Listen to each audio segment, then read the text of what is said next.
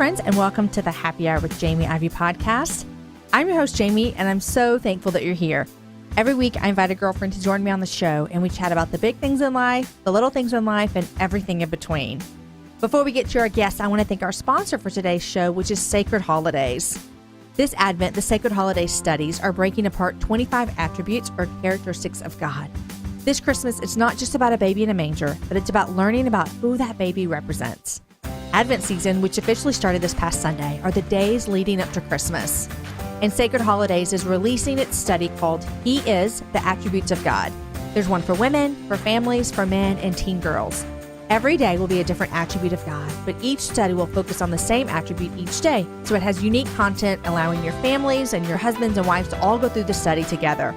My guest today, Becky, is actually the CEO and creator of this study, and so we talk a little bit more about it. So you're going to love hearing about it. I want to tell you that all of their physical studies are sold out. Even though it started on Sunday, you can still buy a digital copy. You can still do this. It's not too late. Remember to use the code Happy Hour and get 10% off. Also, don't forget all of the studies that they sell. They donate 10% of their profits to provide Advent studies for women in prison. And you're just going to die when we talk about how many they gave out this year. So awesome. Like I said, today's episode number 117, and my guest is Becky Kiser. Becky and I met online a few years ago, and we met in person finally this past year when we were both at the same retreat, which we talk about today on the show as well. Becky's been married for 9 years to Chris, and she's the mom to 3 sweet little girls. She's also the CEO and the founder of Sacred Holidays, which I am excited to be a contributor for this year for their Advent study.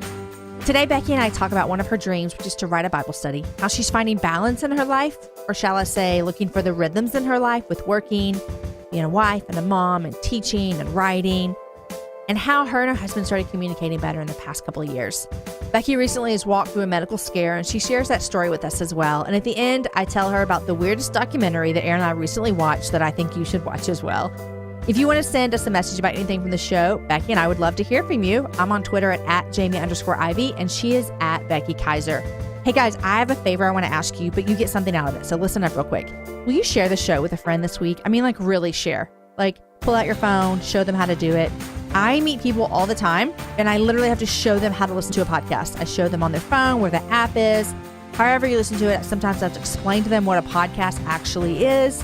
So will you show someone this week? And then will you Instagram that you showed them? And every week in December, I want to give some goodies away to people who are sharing the show with their friends. So here's what you need to do. Share the show with a friend, then take a picture of you two. Either a picture of you sharing it with them, a picture of you guys listening, just a random picture of what you're doing that day when you shared the show, and then tag it with hashtag sharing the happy hour. Put that hashtag there and tag me in the photo. And I'm going to pick a winner every week and send you some happy hour goodies. Super easy. Share the show, get free stuff. Okay, guys, thanks a lot. Here is my conversation with Becky. Hey, Becky, welcome to the Happy Hour. Hello, Jamie. This is a super fun surprise because I had been wanting to have you on in 2017. You're on my list, and then something came up, and then something couldn't come through this week, and here you are. It's like the best surprise ever this week. Best surprise ever. Oh, this is so much fun.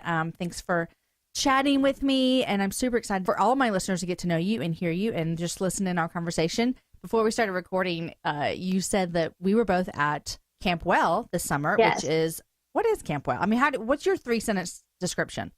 Oh my goodness, Jamie, I didn't prep for this. So Camp Well, the most awesome retreat you could ever go to. Okay, that's like what I would say. Ever.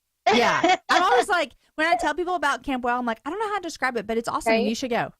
Yes, exactly. Right. It could change your life. It will direct you better in whatever business or goals you have. And you're going to have the best fun ever. And it's unlike any other retreat you have ever experienced. And you're going to meet new friends. And my thing about that I tell people about Camp Well is you're going to come away with a lot of information, but the hospitality that those ladies have is one of the best I've ever seen. Do you agree with that? It's Pinterest on crack for retreats, right? Yes. Like it is. But not in the like hokey way or the unattainable way. Like you just feel loved and so special with no expectation of return. Like you just get to come and be and get pampered and loved on. And it creates this beautiful atmosphere for us to all connect. That is so true. Yeah, exactly. And you just said it, what I hadn't even put to words, that I didn't feel like there was anything needed from me in return. Yes. But just to be there. Which is weird when you're like doing ministry, right? Like there's always something when we're going places, but to just go, did you feel awkward? I felt kind of like not sure what my place was that first day. Like, I can't help. There's nothing I can do. Oh, well, I decided to go to this whenever Jen told me about it. Jen Sprinkle, who's been on the show before, Yes. Is one of the creators of this. And so she has a phenomenal team. But when she told me about it, I was like, you know what? I'm going to do something for myself. And so I used it as a business expense and, went. But I was kind of like you. I was like, am I supposed to be talking? Do you need me to do something? Do you mean to pray with somebody? Like, I was just like, am I supposed to do something? And no, I was just supposed to be there. I remember when we sat at the table the first time and it was like question time. You're like, all right, so I'm the podcast and the MC typically, so I'll ask the questions. And we're like, oh no, Jamie Ivey, you are not a podcaster here. I know, you guys made me answer questions. I love it. And I think it's my control idol that I get to ask the questions. Yes. Okay. Yes. Which, speaking of control idol, I wanted you to clear something up for me. You're a life coach. Yes. Can you tell me what a life coach is and why I might need one, or do I need one? Does anyone need one? Jamie, do you remember how I kept trying to say, we need to talk later? Just kidding. So this is everybody's coach question. What is a life coach? So life coach is how you get a personal trainer to help your body. Like, it's just, you could do videos at home or work out at the gym, but when the people that get a trainer or go to CrossFit, it's like accelerated, right? Mm-hmm. So for a coach, you just sit down with someone who you trust, like a counselor, but where we're different in counseling is counseling helps you deal with your past. So a lot of my clients, I refer to counselors, but we help you kind of move forward. Like, okay, knowing what you know about your past, you'll deal with that maybe or maybe not with a counselor. But right now, today, how can I help you with your business? How can I help you with your family, with your personal life, it's more like goal setting and getting somebody like a really awesome accountability partner who you don't have to hold them accountable to. You just get pushed just a little bit more than you would push yourself. And how long have you been doing this? About 2-3 years. So I started doing it and then I got pregnant, had a baby, took a year off, and then I'm getting back into it very slowly. Okay. Like, I just loved it too much not to come back. Yeah. But trying to balance that with everything else too. So. Because it's like one of your jobs. It's one of my jobs. I want to talk about your other jobs. But first, you told me that you and your husband got some help from like a life coach. Yes. Yeah. So Steve Knox, who I work with now, he has a company called Orbiting Normal. And he is like, I call him my guru. He's genius, kind of like a magician and psychic all in one. Okay. And he just like reads your junk, like how you don't like people to invade your mind. Mm-hmm. He looks at you in the most comfortable and safe way and just like helps you see what you can't see yourself. Does that make sense? Yeah. So how did that go with your marriage? You said, tell me about that real quick. Take me back to when before you guys were walking through that. Yes. So Chris and I just on Thanksgiving Day celebrated 9 years together. Congratulations. Thank you. Thank you. 9 years married or 9 years we started dating? And 9 years married. We only dated. So here's the problem. We only dated for like 7 months and we're engaged for 4 months. So all of it was very short and we were babies. Like, he was 22, I was 24, and we are just opposites in every possible way, which was so cute when we were dating, like opposites attract. Right. Like all the spiritual things, we're like, the Lord has put us together because we balance one another. It's so sweet. And we just see the way we complement each other. And then we got married. And you're like, I actually hate your personality. All the things that were so cute when we dated were so not cute. And we just kind of had a hard time. Like, it wasn't anything big, so I have friends who have dealt with big issues. It wasn't anything big. And that was almost harder for me because there wasn't something for us to address, but it just over time got numb or kind of contentious. We were just fighting over stupid things all the time. So is that how you realized something was like not right, was the fighting? Because you said it wasn't a big deal. Yeah. I'm not sure. So I'm like a person where positive, best side of everything, make the most out of any situation. And I found myself growing numb. Like we're just like, and Chris knows, like when I start to check out, it's worse than if I'm willing to fight because then I'm just done, And so I kind of got to that place and I think it scared both of us and he really wanted to change. So we, like you do it. I'm a huge believer in counseling. I've gone on and off literally since I was in a car seat. And so we went to counseling. It just wasn't helpful because there wasn't a big thing. We tried marriage Bible study at our church and we tried books and Bible studies, all these things, and just nothing was helping. And finally, my friend Steve Knox, who has the business Orbiting Normal, had said, I'm starting this new couples communication intensive. Would you be our guinea pigs? And we were like, yes. Yes, we've tried it all. Please. And it was just, I don't know what occurred in those 6 weeks that we met with him, but it helped us to just, you go through the Myers-Briggs testing, you do the StrengthsFinder stuff, and just to understand better who we were, helped us to appreciate each other and understand those differences that were so cute at the beginning and then so frustrating in marriage. Mm-hmm. But it helped us to reappreciate them and also learn how we work out, how they work together. So Chris and I are opposites on the Myers-Briggs chart, mm-hmm. which you and I still need to go through. I know. That would be a fun, like, happy hour episode just to do a live Myers-Briggs test. So we learn how to like appreciate one another and talk with one another. And so then the past 3 years has been magical. Just kidding. So it's better. Magical. Better. Yes. So seriously, I hear a lot about this Myers-Briggs and StrengthsFinders, and I'm like the dork. I told you this when we were at Camp Well, is that I've taken the Myers-Briggs test, but I didn't write down my answer, and I never remember what I am. Right. StrengthsFinders. Oh, I can't remember what I am either. But what's the one where there's the number? Enneagram.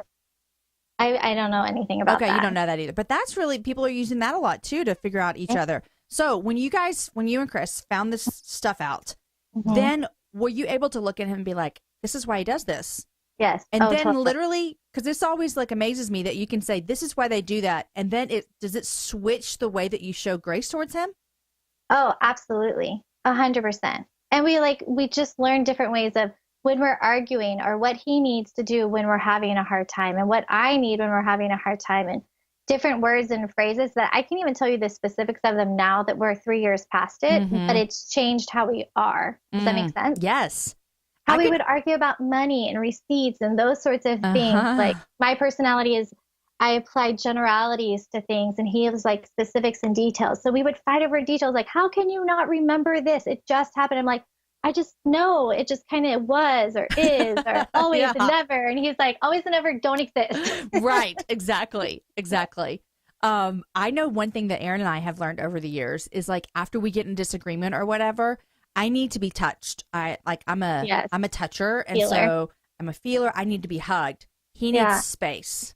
And so I want to hug him and he does not want to hug me. And so oh my goodness, it has taken us like me figuring out like, okay, I really need this, but I need to give him a little bit of space. And then he's willing to do that for me. Or even him being like, I don't want to do this, but she needs it, Those are such hard things. We were just at a wedding yesterday and it was so beautiful. It was outside.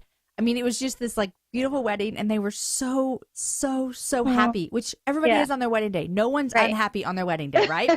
And so, if they are, run yes, down exactly. So they were so happy. And I leaned over to Aaron and we've been married 15 years and not in a condescending way, not in a, oh, it only gets worse from here. Because for me, my marriage is better today than ever has been. Yeah. I mean, not like we're amazing, but you know what I mean? Like 15 years in, I'm like, this is awesome. I know you more. I love you more. Yes, and I leaned over him and I'm like, how cute are they that they have no idea what's in front of them? Like, they have no clue what's ahead. No idea. Yeah. In the sweetest way. Like, I remember when we were engaged and people were like, oh, you have no clue what's coming. I'm like, you make marriage sound as miserable as it possibly could. Mm-hmm. And I always vowed I'd never be like that. But now it's different. Like how you said it, that's the perfect way of saying it. Like, they just don't know. And if you keep sticking at it and keep fighting through the really, really hard times and don't let yourself grow numb, then it does get better. Yeah. Like how Chris and I are now, we still fight frequently because we're married and we have 3 little children. And so we fight frequently, but now it's a totally different relationship. Yeah. Yeah. And you just you just can't even wrap your brain around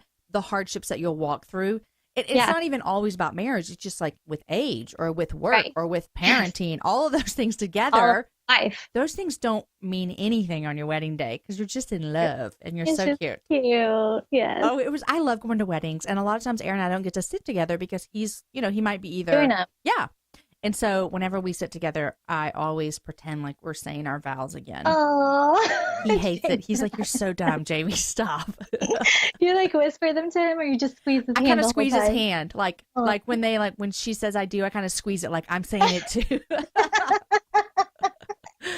Oh my gosh, I'm always asking Aaron if we can renew our vows.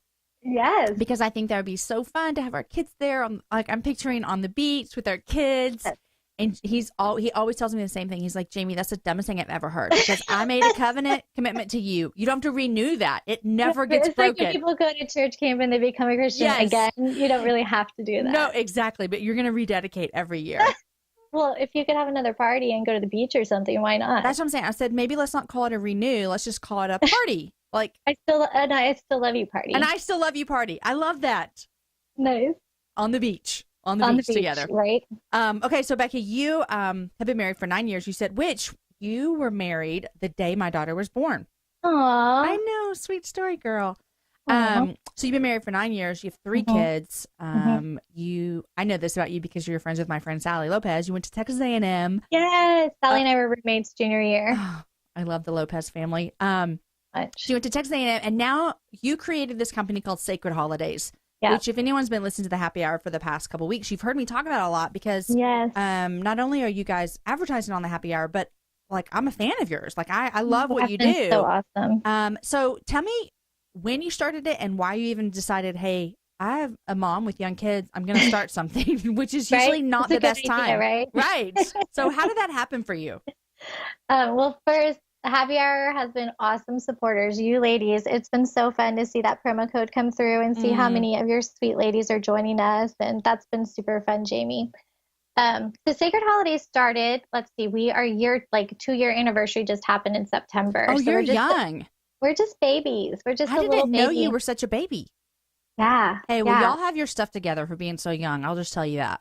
Our stuff together. Thank you. It doesn't feel like that most days. So that's where I hope to be an encouragement to people today. So it just started with the year before that. So 3 years ago, I had a 3-year-old and was just a 3-year-old at the time, or a 2-year-old, and was just feeling like, like Christmas was just caught up in so many other things. We were always stressed about money, trying to figure out the schedules, all that stuff. So I grabbed a couple of devotionals. And this was before, like, Advent's now super trendy, right? So most people know what Advent is, even if you don't know what Advent is. But back then, there was not much if it wasn't liturgically based. And then there was a few other, like, small devos available.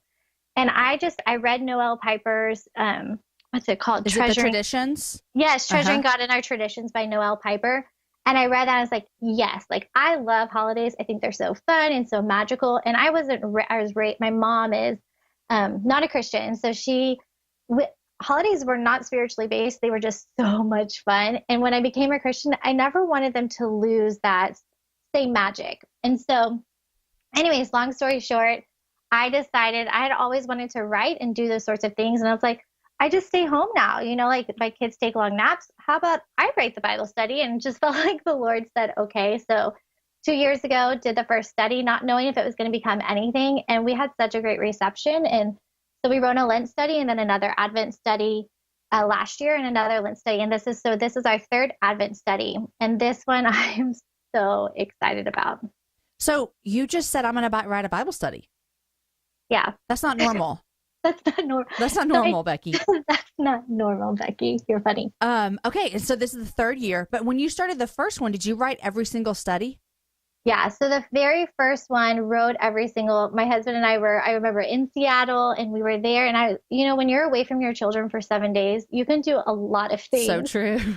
So I was away for 7 days without mommy, which is loving and endearing, exactly. But it doesn't allow you to accomplish very much. Right. And so that's how it all started. And it just kind of became, and so then I realized I need help. I can't write all of these by myself and turn them around quickly. And so now we're adding contributors to study. So it's not just me all the time. And people don't want to just hear the same voice, just like your podcast. People love that they get to hear you, but they're also getting to hear all the other women you respect and love. For sure. So we're trying to bring in that same kind of, we're all a community. We may disagree in a lot of ways, but we all love Jesus. And let's go from there. So how have you seen your Christmas season, Advent season, December change?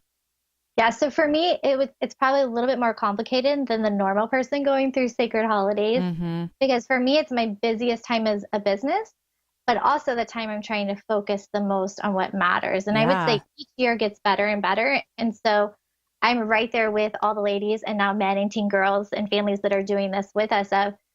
it just is scaling things way back. So it's choosing to be on all the things that are distracting, choosing those less, and choosing Christ more. And so for me, it just helps kind of center me more. But I feel like I don't know if it's drastically changed my holidays one way or another the past 2 years, because I've been in a good season. Does that make sense? Yeah, like when you go to like church camp or a retreat, and you're like, it's kind of a good thing when you don't walk away with a high because you've been in a good spot, you know. But my first year doing it was like, this is awesome. Like I can really focus on the things that matter and connect. Like I love getting to connect with so many women that I wouldn't know otherwise, and getting to hear what God's teaching them from a certain line. Like that's what I love about doing group Bible studies is we get to hear what other people are learning, and you're like, I thought that was a no big deal line, and it changed things for you that day, you know? Yeah. Yeah. And so you had added a Lent study as well, yes, which you're probably already working on, aren't you? We are all things Easter right now. It's so crazy, isn't it? I'm just like, I was playing Christmas music in June, and it just feels weird that other people have Christmas trees up right now. Because I'm like, I keep Christmas trees in my office so that I can feel like it's 105 degrees outside, but I'm writing Advent Bible study. So I have hot chocolate and I have little mini Christmas trees in my office so I can feel. That's hilarious. Not funny. Yeah. And now you're thinking all things Easter. Jesus is rising, and we're just preparing for his birth.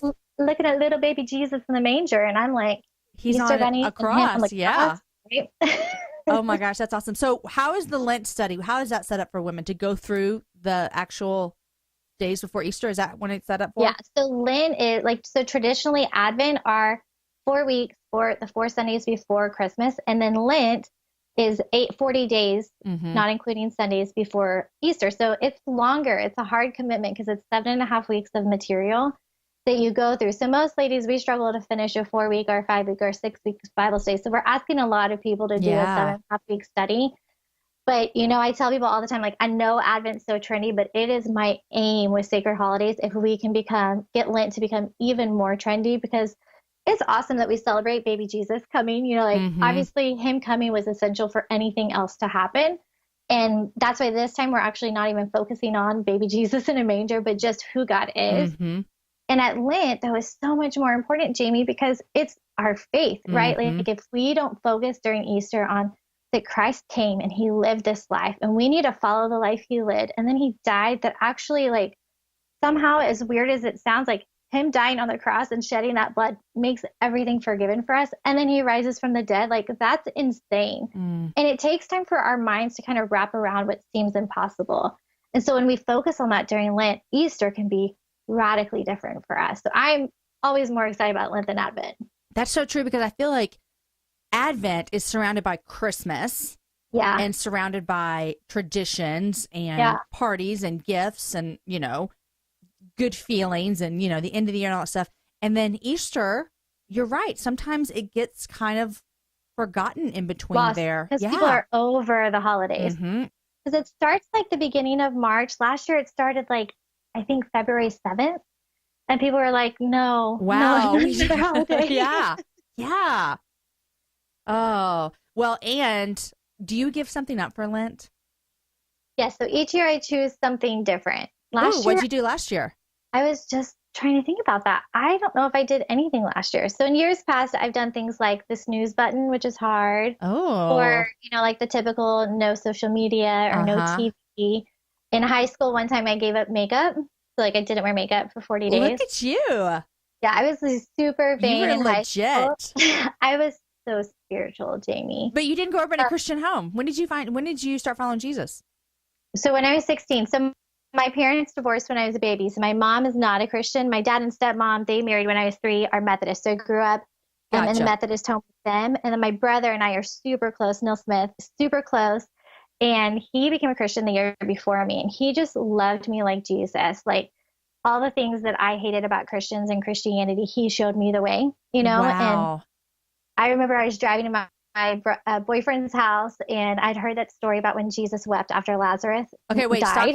Stop real quick. Yes. You're just, you don't like Christians. Where did that come from? I went to a Christian private school, so that will make you hate Christians pretty fast, right? But you weren't a believer. No, I wasn't a believer.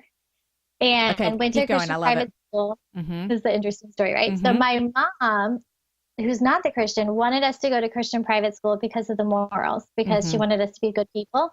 And and then my dad and stepmom, the same thing. So we went to Christian private school, and it was the best thing just because our house, having divorced family for so long, it was good for us to have like a really stable, small environment. So we went there, but unfortunately for me, it always did more harm than good because Christians don't know how to deal with people who aren't Christians. So we just kind of like huddle up in our little bubbles and we judge or aren't sure.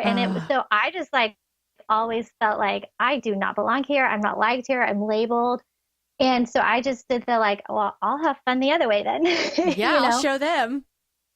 I'll show them. And then, so then when my brother like left me through that whole year, and I remember I'd started going to youth group with him, and the youth pastor did this story when Lazarus died and Jesus wept, which is like every church kid's favorite verse. Yeah. And for me, it's actually my favorite verse because it was the first time I saw the humanity of Christ. You know, like before it was just like rules and judgments and shoulds and should nots. At the time, it was really against the should nots. Yeah. And then I just saw like how much he loves us, like that he'd weep over a friend who he knew he could rise, but he still took the time to weep over him. And I remember I heard that, and that's just like where the Holy Spirit takes over your faith, you know, and he just like, it just flooded me. And driving to my boyfriend's house to break up with him, I just like prayed the most elegant prayer. I'm sure there was like so many cuss words in it, and just praying and saying, okay, God, let's do this. And yeah, it's been a thing ever since. Wow. I love to hear people's stories like that. Yes. Where you just like, you came face to face with your need for a savior. Okay. So we were talking about Lent before I went sidetracked with your story about following Jesus, which is just my favorite stories to hear in people's lives. But we're talking about Lent. And so you're already preparing your study. Are you guys ever going to do any other holidays? So yes, hopefully. I can't do this by myself. So it's right now, it's for Advent was awesome bringing in so many other contributors, and we've tried like interns, and now I'm just really waiting. And we've had so many people offer to help the ministry and to come in. And you know, when you're at the beginning, it just needs to be the right people you can trust. Like we're so young and we're 2 years old. So I'm still figuring out and asking God, like, who are we? What's our identity? What do we want to accomplish? So now it's just finding the right people to team up with who can start overseeing these projects so it doesn't all fall on me. So dream world would be, we'd have a goal setting, because I love clearly goal setting, all that we'd have something to come out in January where you can work on goal setting for the new year. I'd love to have like a planner one day. Valentine's Day, not Easter, obviously, Mother's Day, Father's Day, and a birthday. My birthday one might be our first one that we release that's not an Advent or Lent one. So what does a birthday study look like? I don't even know, Jamie, but I want to do one. What a dream. So then you can do like, you reflect on the past year, and then you kind of goal set for the next year. So it'd be similar to the New Year's one, but way more introspective. You could totally do that. And from like a business standpoint, that sells year round. Yeah, exactly. That's what I need to start. Kat Armstrong with Polish, she's been on the show so many times, I think, a couple times. She has been really helping me figure out what is some better business strategies of not being just a charity, but a ministry. Yeah. Yeah. So how has it been running a business? Because there are a lot of people who listen that run small businesses or want to eventually. What are some of the struggles that have come along with that? So many struggles. So we do it because we love it. And I think that's what keeps all of us who are doing things, doing it. The biggest struggle for me has always been balancing everything, which I realized, I think I've told you before, like this year I was like, I think I don't believe in balance anymore. There's no such thing. There's no such thing. So my word for the year has been rhythm of, like a heartbeat. Like I want to be able to be in a healthy rhythm, ups and downs and crazy and bored, and somehow have a healthy rhythm. So for me, the biggest struggle has been finding that rhythm, as I'm a stay-at-home mom. So my oldest just started kindergarten this year, and the middle child, the 3.5-year-old Mariah, she's in school 2 days a week, and then the baby's home with me all the time. So it's just finding that rhythm of how it works for my schedule. And so that's the same for girls who are single and have to work full-time jobs, or if they want to be a writer or start a nonprofit or do multi-level networking, any of those kinds of businesses, they have to do it in extra hours. So it's finding that healthy balance of, I have this thing that I have to do. So I think you have to choose that thing that you have to do and then work really, really hard at it. So that's hard. Yeah. Yeah. I mean, and the rhythm constantly changes. You know, I'm in a different stage than you are, where all my kids go to school. So I do have all day long, and that helped me kind of go to the next level in a job, Right. you know, because I have the hours that I didn't have before. But I learned a lot when I didn't have the hours, you know. Absolutely. And I bet now too, like the after hours, the ones they get out of school, I bet are even more guarded, where for me, I don't feel as bad. Okay, well, we're going to watch one show now because mommy needs to go take this call, or it's a little bit easier. But I would think for you in your situation, you have to kind of guard those family hours a little bit more than you've ever had to before, because they're more limited. Totally. I mean, we say all the time, we moved last year, and we're kind of away from Austin a little bit. We're still technically in Austin, but we're kind of out in the middle of nowhere a little bit. And it's so wonderful because I work from home, so I'm home all day. My kids show up around 3:15 and the last one at like 5. And then we don't hardly do that much, because if my son gets off the bus at 5 and he goes to bed at 9, that means I see him for like 4.5 hours a day. That's crazy, you know? I know. Yes. And so it is. We're much more guarded. And so I try to be done with work when they get off the bus at 3:15.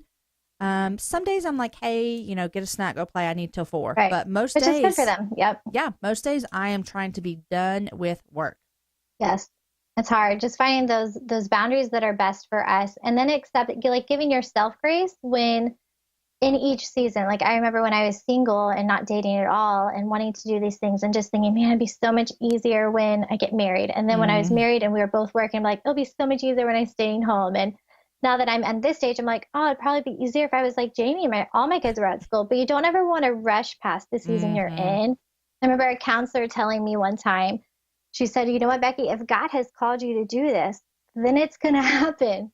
Stop trying so hard, you know, like, and just be in the moment, appreciate it for what it is, and always working towards what's next and asking God what's next, but stay where you are and don't rush to the next season or step. It's so hard. It's so hard, but it's such good advice. Yeah. Such good advice. So hard. Because there's always a next step. Always. There's always someone else who looks like they have it more together or they have an easier life. And that's just not true. Stupid social media. Stupid social media is dumb. Which we also like love. It's like a love-hate relationship. We can't not be with social media, but then it can tear our heart in two in a second, and we can feel all the emotions in one time. Yep. It's something you just have to keep in check because it's not going away. You know, it's kind of like saying, well, we're not going to let our kids have this. Well, they're going to have it. It's not going away. So let's teach them how to use it. Yes. Which is a much better way. Okay, guys, we will get right back to talking with Becky. But today, I want to remind you about one of our sponsors for the show, which is Pine Cove. And today I want to tell you about Winterfest, okay? We're less than a month away from Winterfest, which is December 16th through 18th. My family, the Iveys, we love Pine Cove. We send our kids there. We've been to family camp. My kids go to camp in the city. But one thing about Pine Cove that's really cool is Winterfest. And it's a great opportunity right before Christmas to send your kids to summer camp in a weekend. So just like we do, kids thrive when they get to get away from their everyday lives. And camp is such a great way for kids and teens to be refreshed with awesome activities in a beautiful setting, along with excellent role models and counselors to teach them God's word. It's one thing when we as parents tell our kids about God, but when they hear it from other role models too, it can begin to form really deep roots in their hearts. Guys, you can find out more information about Winterfest at pinecove.com/winterfest. Okay, here is the rest of my conversation with Becky. Okay, so Becky, can I ask you about something, a dream that you shared with me? Yes. Okay. Well, it depends like which dream. Well, here it is. Okay. You have a dream to write a Bible study. Yeah. What's happening with that? So I do it through Sacred Holidays now, but my big dream, I think I said with the group, I even said who I wanted to be with, right? Did I? I don't know. Be a published author with Lifeway. Okay. And I know now like the trendy thing is self-publishing, and it's what we do with Sacred Holidays because it makes the most sense at this current season. And I know there's all these different ways you can do things, but for me, since I was 16, I remember just sitting on the floors. I was just could not get enough of Lifeway because I had never seen any of this stuff before. And like I would just go in and flip through all the Bible studies and the books. And Beth Moore was a teacher at my church that I started going to at 16. So she was my Sunday school teacher. So it was just all I knew was Lifeway. And since I felt like the Lord called me in college to do writing and speaking and ministry, I was like, I just want to be with Lifeway. And as I've seen their ministry grow more and more and more, and I know no one's perfect, it's just like my dream. Yeah. So I want a book or a Bible study unending with them eventually is like my ultimate goal. I love goals so much. And we talked about that with our group when we were together in at Campwell. And so you are writing a Bible study twice a year. Yes. And so I look forward to following your journey with that, doing that Bible study. Hey, did you happen to you know that class that Beth is doing? Yes, I got in. Are you doing it? You got in? You got a ticket? Yes. What time did you get your ticket? Like a minute after. Okay, so Beth Moore is doing a class in February. I keep saying class. It's like a day-long kind of conference. Yes. For women who are like 20 to age 39 or something. I don't know. Yeah, who want to teach the Bible. Right. And tickets went on sale the day after Thanksgiving at 9 a.m. I got on at 10:20. Oh, no. I am number 356 in line. I think it's safe to say I'm not going. Hey, Jamie, I think you have a few strings you could pull to get into there. Well, you know, Beth and I are friends now. I mean, since she's been on the happy hour. She's been on the show. You're basically besties. We're basically and accountability besties. Partners. I love it. Yeah. But I was super excited to see her putting that out there for women to be able to go to, because I think there are a lot of women in the world who feel like they have this calling on them and this desire to teach and to write. And I think that we should shepherd those. We should give them opportunity. We should teach them. We should do all of these things. And so I'm so happy that Beth Moore is doing that. And I'm glad you got in for sure. Yes. But you do get to teach a lot. Yeah. Yeah. Do you love that? I love it so much. So it's one of the things the past couple of years I've done not as much of. And I realized I had Jess Connolly, who helps run Amen Paper Company. I did a coaching call with her this past summer, and it was so helpful for me she helped me remember that I'm not just Sacred Holidays. As much as I love it and believe in it and have zero desire to abandon it, I had given up on the things I personally felt called to as well. You know, kind of like, well, you have the happy hour, but you're also Jamie Ivey. You do other things. And I had let those kind of die because I was afraid if I added too much more to my plate, I'd be neglecting Chris or neglecting my girls or my friends or those things. And she helped me remember how much I love it. And so that's when I had the dream come back of, I want to write for myself again. That's not Sacred Holidays related. I want to start speaking again more. And so I opened up my calendar, and it's just been sweet just getting to so I go to the prisons probably every few months, and then getting to go to women's ministry events and getting to speak at their gatherings. And there's just nothing like getting to see the women face to face. You know, like when we write, or even you doing the podcast, it's so isolating. So to get to go and see them and watch the Lord work and move in them and get to interact with them on the side is the best ever. So I've loved getting to do that again. I love, people always ask like what I like better. You know, I'm writing a book. So do I like better writing or podcasting or speaking? And podcasting is super fun for me. It's a lot of fun, but it's very isolating. Like literally I'm in a little bitty like closet office. I don't even, people ask me how I do it. I do it over Skype. Like you and I are on Skype, but we're not even looking at each other, you know, because it's whatever. But, and so I always say like one of my favorite things to do is get in front of people. Because I actually get to like interact and like hug them, and I'm like a toucher, so like I'll hold your hand when you're talking to me, and it's just the best. I love it too. I love. Now I will say this, and I'd be curious as to you. For me, preparing a talk, if it's about like podcasting or a pretty generic talk, that's not hard for me.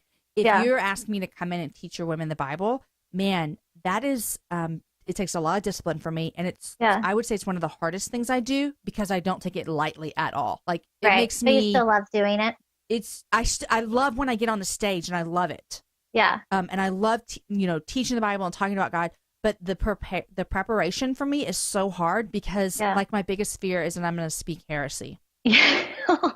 You know what I mean? And so I'm like, this is a heavy weight. It's a heavy calling. I think more teachers should probably feel that weight, Jamie. So that's probably it's a heavy calling to open up God's word and talk about it in front of people. It is. It's true. Yeah. So that's I love teaching. I love getting in front of people. It's so much fun. Me too. Becky, as I've gotten to know you over the past couple of months, I know recently you went through a pretty big scare at home. Yes. Well, you can tell me about it, but it was a scare about cancer. And so how old are you?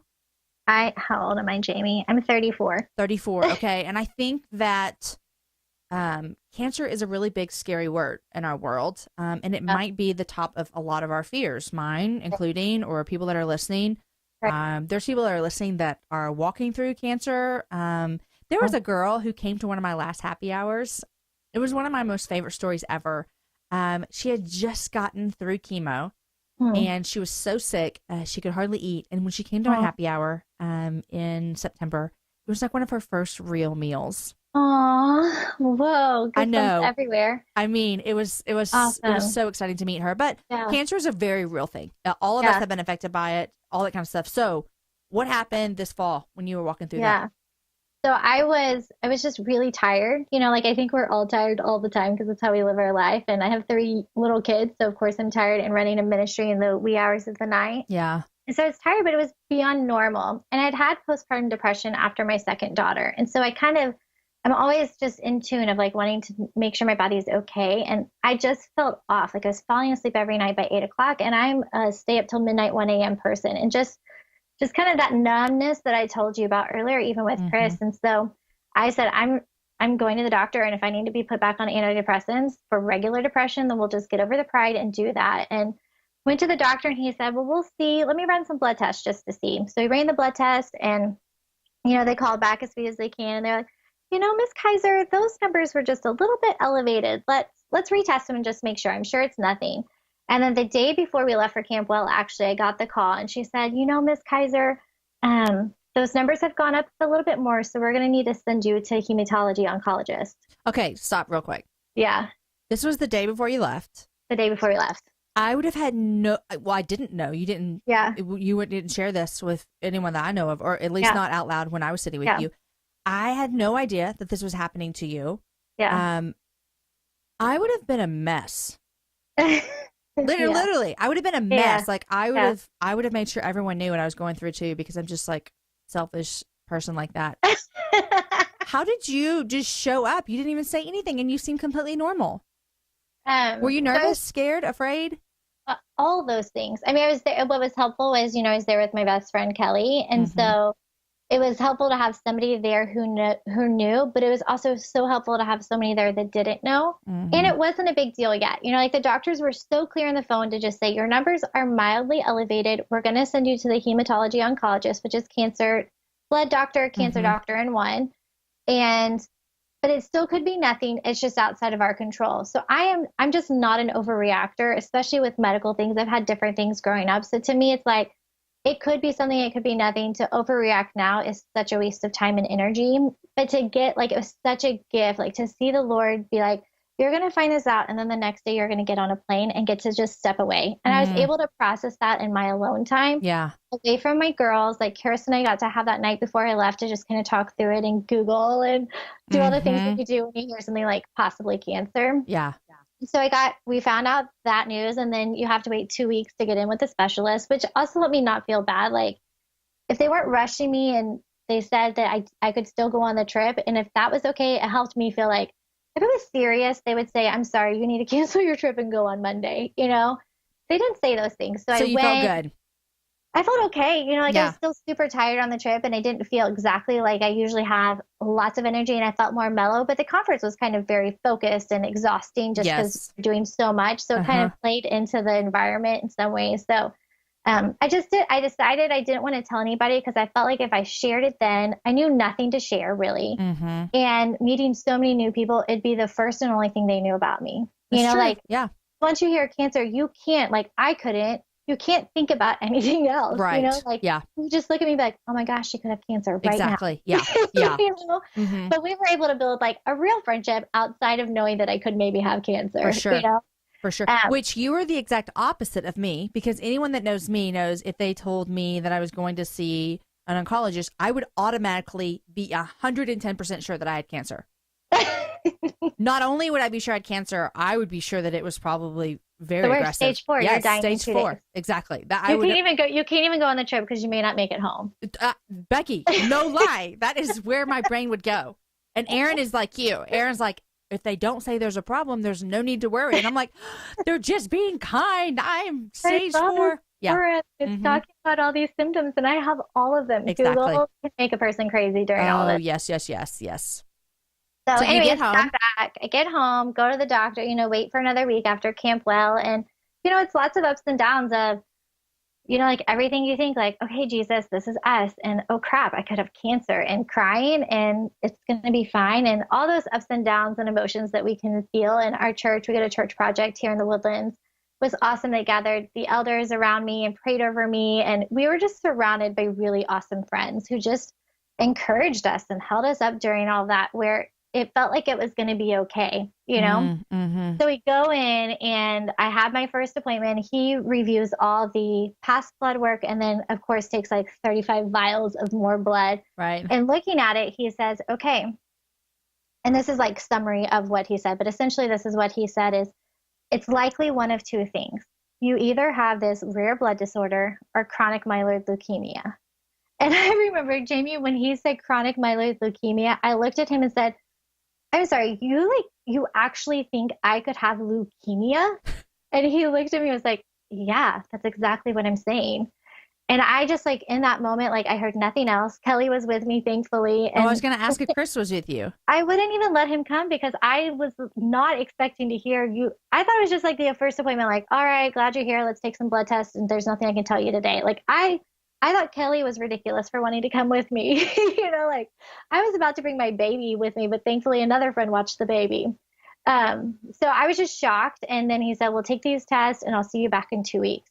And those 2 weeks were really long, lots of tears, lots of crying, lots of, oh my goodness, what's going to happen? And in all of this, we're launching Advent, so we're pulling all this together. So it was a really hard fall of life doesn't stop for any of us when really hard things happen. You have to just keep going.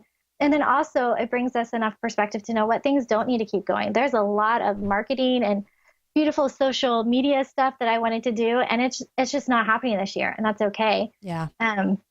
Anyway, so went back to the doctor 2 weeks later, and he said, it's not cancer. It's not cancer. We don't know what it is. Your numbers are still mildly elevated. It's not really making sense. So we'll see you again. So I kept my second opinion at MD Anderson, went to MD Anderson a couple weeks ago for that appointment. And they have, praise Jesus, ruled out all forms of cancer in my body. And now are referring me to another specialist. So they think they've narrowed it down to something else in my bone instead of bone marrow. And yeah, so we're still in that I don't know phase, which is so annoying. Right? Yeah. I just am ready to know already. But it's also been really cool to get to see God's faithfulness and how he was just taking care of me in every step of the way up to it. So now when I'm in this funk of, I'm so done with this unknown, can we just give me an answer, even if it's one I don't like, I'm in that spot. And so now we wait and we see. How has that been? Was your marriage? How's your marriage? I always think about that. When people go through hard times where one of the person in the marriage is going through something that could potentially be really, really hard medically. What did it look like for you guys? How did y'all face that head on? It's a great question. And I think for us, again, my personality, I'm generalities, and Chris could tell you the specifics of how it affects us every single day. So I'm trying to think less general. It's been good. I feel like it's been binding for us. And then we've still fought over the really stupid things, which has been really good for me too. We're still normal. It's okay. This isn't ending our life. But certainly those 2 weeks before the not cancer appointment and the 2 weeks after were really sweet times for us, because it was just, and every moment matters. That whole, the whole realization of oh my goodness, when the oldest is throwing a fit, or the youngest won't stop crying, or I spent too much money at Target again, any of those things happen normal, and we fight normal. It helped it all feel normal. Yeah. And Chris was just super encouraging. And we've gotten into a good spot of working, of supporting each other. And he helps so much with Sacred Holidays now too. And he took over a lot of things because I just can't stay awake past 9 o'clock still. And so he has really helped take over a lot of things. Yeah. And in that, it's been really cool for me to get to see him step up in that way. Well, let me know when you find out something. I will. Jeez, Louise, it's always so hard when you're going through the unknown as well. I think that is one of the hardest things. And I think also God is so gracious to teach us things in those moments, and to use those moments for our good. And he always gets something out of it. So absolutely. Okay. Becky, what are you reading these days? Okay, Jamie, I used to be a reader. I know. And like little kids, a lot of Christmas picture books right now.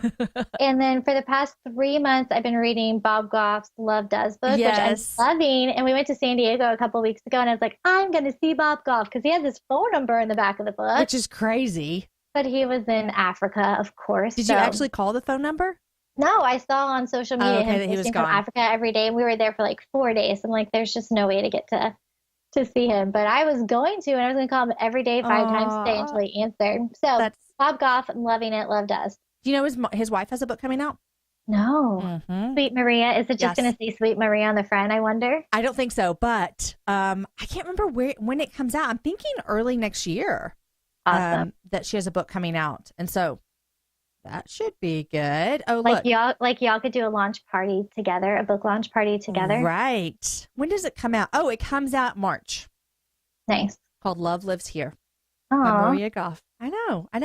Okay, so those are the things that is what you're trying to get through.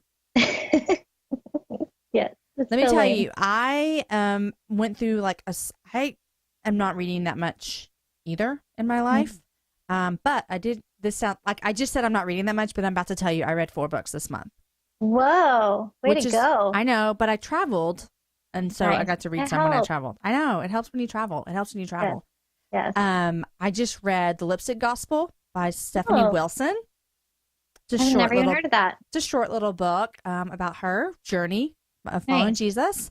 And then I read I Said Yes by Emily Maynard Johnson. Did you ever watch The Bachelor, Bachelorette? No. Okay, well, she was. Is it so good?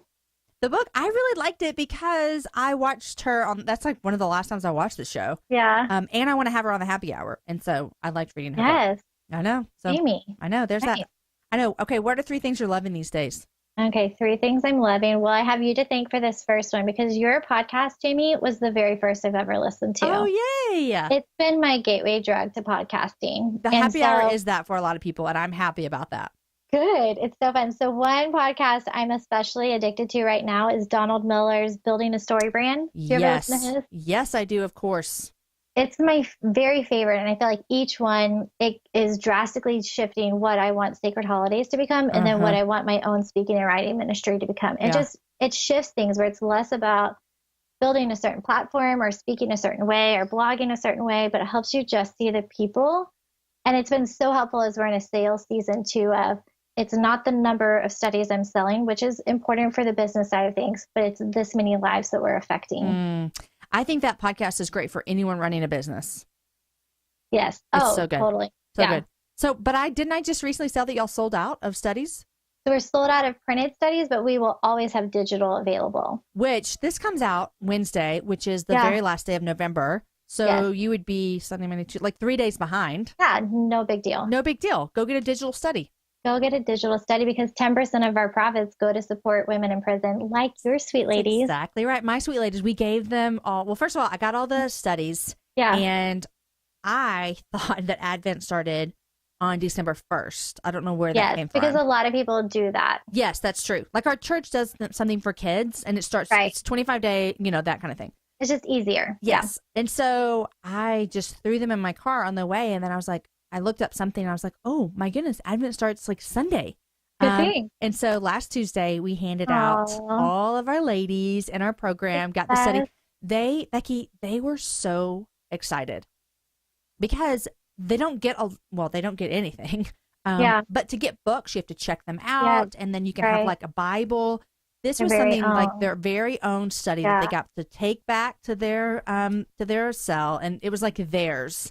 And that means a lot to someone who is in prison and has nothing that's theirs. I love that. Okay, well, that's going to be my number 2 favorite thing right now is all of that. And there was a lady I went to prison a couple weeks ago, and she got the Advent study last year, and she came up to me and she said, "I've been transferred since, but do you know I sleep with my Advent study under my pillow, and I get out in 3 weeks." And it's the first thing I'm going to tell my family about. Oh my gosh.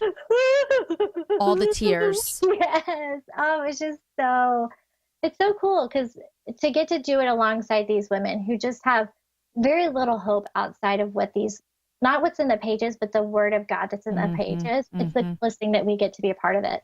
It's amazing. It's amazing. How many studies did you guys hand out this year? Total or to prison? To prison, to ladies in prison. 420, and I'm awaiting a text message telling me about another 300 right now. So the warden, as always, is waiting patiently or taking his time. And so we're just waiting, and we're hoping that we get approval and then can deliver another 300. But I just was told it might be 560 on Friday. That would be almost 1,000 studies. Yeah. Isn't that awesome? That is so awesome. Yeah. So thank you to everybody who's helped with that. It's been very cool. So very cool. Not only did it help out my ladies, but every study, 10% goes to that. It's amazing. Oh, yeah. Every study of anything we sell. I was going to say, do you do that for Lent as well? Oh, of course. Yes. Okay. That's awesome. Yeah. Yeah. Well, good to know. I'll get some for my girls again. Oh, yes. Okay. So that's number 2. Okay. For sure. And then number 3, I am like all of a sudden into Netflix binging. Oh, yeah. As if we have nothing else to do in life. Right. Exactly. This summer and fall, so as speaking of gateway drugs, Gilmore Girls. So everybody was talking about Gilmore Girls. I never watched it. Had you watched it, Jamie? No, and I still haven't. I feel like I have to whisper that, like I'm gonna get shamed or something. But no, I tried. I didn't like it. I didn't do it. So there, I said it. I said it. Oh my gosh, I feel so shamed for it. All your people just started unfollowing you. Give Jamie a chance. Forgive her. All you Gilmore fans. Maybe when Story gets a little bit older, we can do it together. Yeah. So I got really into Gilmore Girls, and so it was all my editing hours and doing little things late at night. I just plowed through all of Gilmore Girls. And then recently me and my husband did Rain. Have you watched Rain? No. It's really interesting. So it's like, don't really imagine Downton Abbey, but that same kind of period piece, but I don't know history at all, but it's like hundreds of years ago, like Queen Mary and Queen Elizabeth, and it's like the dark and dirty behind the scenes, and it can be a little bit graphic, so I would not watch it with children. It's so interesting, a little bit dark sometimes, a little bit scary, but just awesome. And it's a series? It's a series. Like, okay. I thought it was just, friends had told me about it, and I thought I was going to watch one movie, and then I realized, oh my goodness, there's 3 seasons with like 18 episodes a season. It's an investment. And I have invested all that time. Okay, then you might like this one called The Crown. Okay. I've heard about this. Yeah, and it's only 1 season. I'm assuming they're going to do more, but it's on Netflix. I think it's a Netflix original, The Crown, about Queen Elizabeth. Okay, The Crown and The Story of Us. Is that This Is Us? This Is Us. These are the 2 things that are on my list once Christmas Hallmark movies stop. Oh, you love those, huh? Yeah, you don't. I don't have that channel, so we don't have cable. So yes, I'm sure I would love them if I had the opportunity, but I just don't have the chance. Yeah. Okay, well, I have a movie that you and Chris need to watch. Okay, let's hear it. Okay, but you're going to have to, I think you can only buy it on iTunes. So it's a documentary, and I wasn't really too keen on buying a movie to lay in bed to watch with Aaron, but he was like, if we went on a date, we'd buy a movie. So there's that. Okay, so it's like $12. Yeah, use that line. It's like, I'm not paying $12 to watch a movie in bed with you. Thanks you for that. Right? Yes. Okay, so this is so weird, but it's called Tickled. Okay. I need to look it up. Jamie, this sounds so weird. So you're like, watch a movie laying in bed called Tickled? No, right? Okay, so it's called Tickled. It's a documentary, and let me just read what it says. It says, journalist David Fiera stumbles upon a mysterious tickling competition online. As he delves deeper, he comes up against fierce resistance, but that doesn't stop him getting to the bottom of a story stranger than fiction. It is so weird. Yeah, but good. So weird, Jamie. Okay, so it's called Tickled. It's a documentary, and this guy stumbles upon these things called like tickle competitions. No, like for real, these things happen. Well, you have to watch because it's just like you're just kind of like you're watching it, and the whole time Aaron and I kept looking at each other, going, "What are we watching? Like, what's happening?"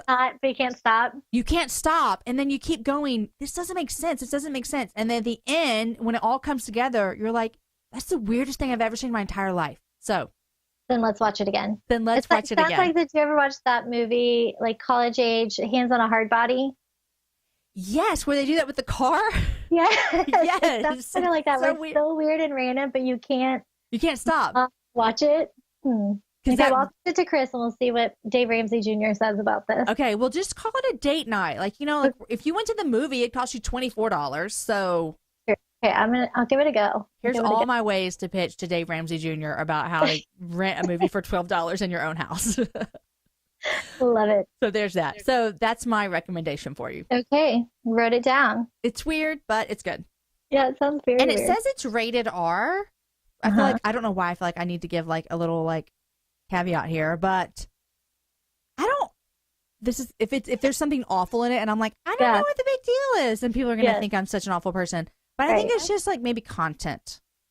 Yeah, and the title is kind of strange. Yeah, it's kind of weird. Like, I'll tell you this, like my 12-year-old came in and he was like, what are y'all watching? And we're like, nothing, you know. And he said, can I watch it with you? And we're like, no. Which there's nothing in it. It's like, there's no like, can I say boobies? It's my podcast. Right. Can I say that? It's your podcast. You can do whatever you want to, There's Jamie. no like anything inappropriate like that. It's just weird. I don't know. So there's that. I love it. That's crazy. So that's crazy. Well, Becky, it's been awesome having you on the happy hour. Thank you for having me. I'm so proud of you for all that you're doing. Friend. Keep it up. Keep going. And you too. On behalf of the whole world, thank you for doing the Happy Hour podcast. It is our constant companion doing dishes and driving in traffic and for people that work out. I love that you just said on behalf of the whole world. The whole wide world. On behalf of the whole wide world, I thank you. And world peace. We want world peace. And world peace. Yes, yes. Okay, so everybody, for real, if you haven't bought your Sacred Holidays Advent, you still can.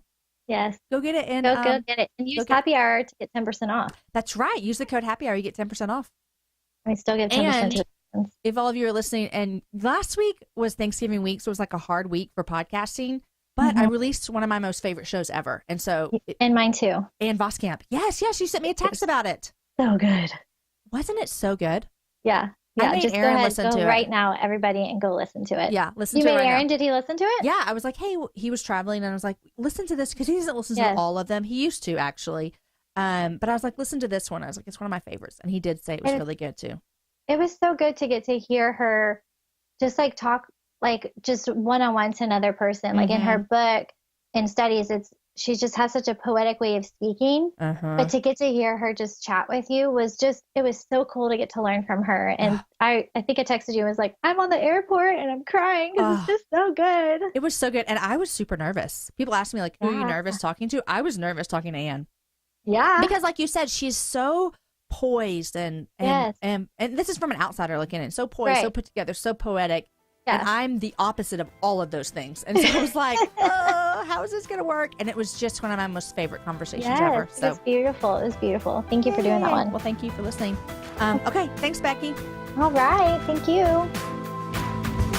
Okay, guys. I love chatting with Becky. Did everybody in the world besides me watch the Gilmore Girls this past weekend on Friday when it came out? I still have yet to watch the season, like I told Becky, and I feel a little bit of shame every time I say that out loud, but I haven't done it. But we gave you tons of Netflix options and my little documentary that I recommended that you watch. And I hadn't seen the show that she recommended on Netflix, so I'm going to add that. Guys, thank you all for listening. It never gets old meeting you guys or reading your emails or seeing you share about the show. And don't forget to tag if you share someone. Use the hashtag #SharingTheHappyHour, and I'm going to give away some goodies. A listener came up to me at church this weekend, and she was visiting family here from Minnesota. It was so fun to meet her.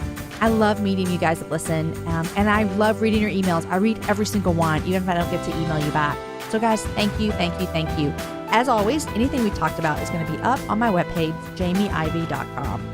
Today's show is edited by Logan Garza, and the music is from Jason Poe. Guys, enjoy your week. Don't forget, if you didn't hear last week's episode with Ann Voskamp, to go back and listen to it. It was such a great show. And Joe Saxon was on the Happy Half Hour last Friday. Guys, enjoy your week and share the show with a girlfriend. And then hashtag it and put it on Instagram, and you can win some Happy Hour goodies. Okay, guys, I'll see you next week.